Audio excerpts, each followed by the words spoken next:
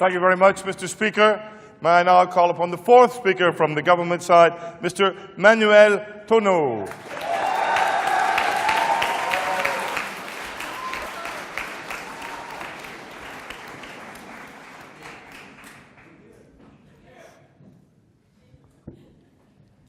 Your Excellency, Monsieur le Directeur, Monsieur le Secrétaire Général, Madame la Directrice, dear Mr. Chairman, lovely bell persons, dear Elliot, my wonderful flatmate, without you bringing me my passport, I would not be here tonight. Fellow colleagues from the government, Mark, I know the ideal demagogue is a privileged vehicle for the ideal democracy, but would you mind taking it easy with the driving, please? Demagogues from the opposition, may you continue to say what we want to hear and support the motion. Ladies and gentlemen of the audience, good evening and thank you so much for coming. Something is happening in the FDA, something is happening in our world. As I was sitting here, paying attention to the orators from the opposition, trying to persuade us that democracy is not demagoguery, I told myself, what a wonderful way to support the motion. Indeed, to deny that democracy actually is demagoguery probably is the worst way to be a demagogue. Such a denial is nothing but a way to flatter the people. They would rather hear that they live in a system in which politicians appeal to their rationality rather than their primary instincts.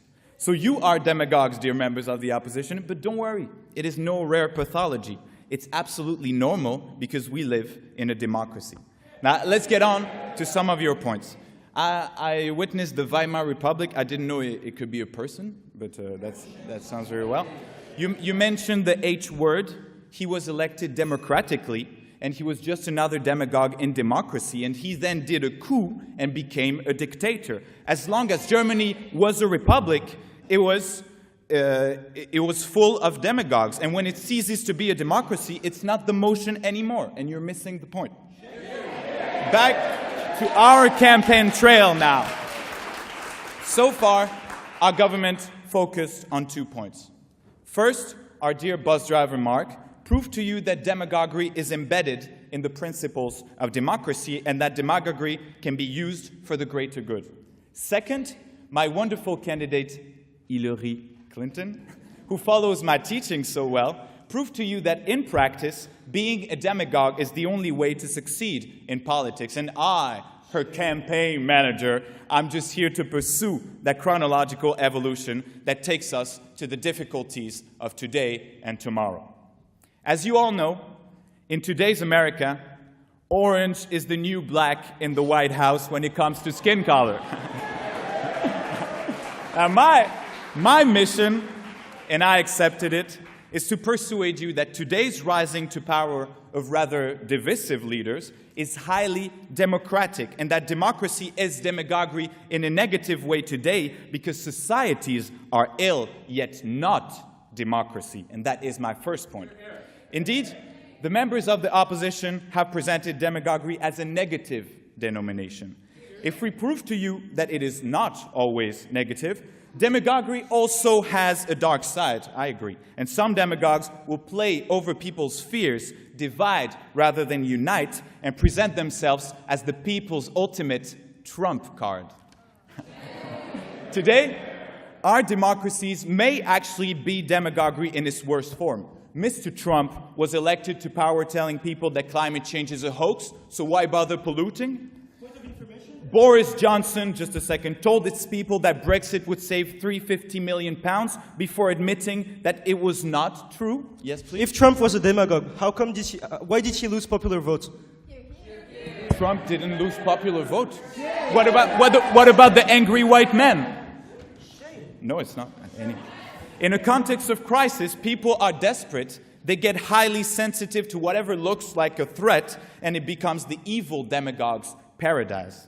Is that to say that democracy is not demagoguery because demagoguery is a symptom of an ill and disappearing democracy? No, it's not, ladies and gentlemen. Demagoguery is democracy feeding on itself. And I insist on the word itself. No, lo siento. We agreed on definition. Demos, the people, have power in democracy and can therefore choose their demagogue as in leader of the people. We might disagree with whatever this leader has to say, but it won't make the election less democratic. If aggressive demagogues rise to power, it's because people are angry, not because democracy is disappearing.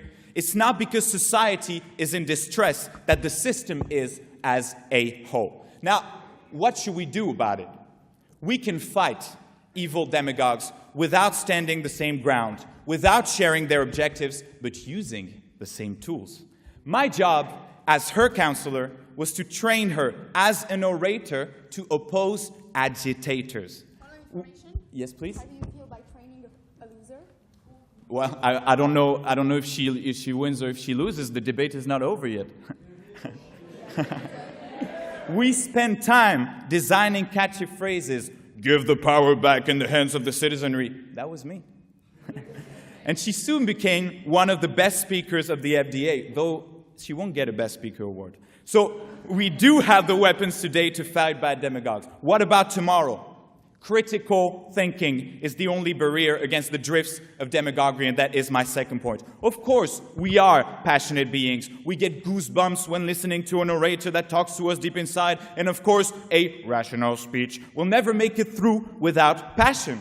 This is why democracy is demagoguery for better and for worse. But education will force good and bad demagogues out of the woods, teach people how to debate, teach people how to convince and persuade, teach people how to criticize, and they will be able not only to be the good kinds of demagogues, but also to distinguish in the bright light the one that lies the least and that touches them the most. Voting is a skill, and democracy, given its demagogic nature, is something that is only ever as effective as its people is enlightened.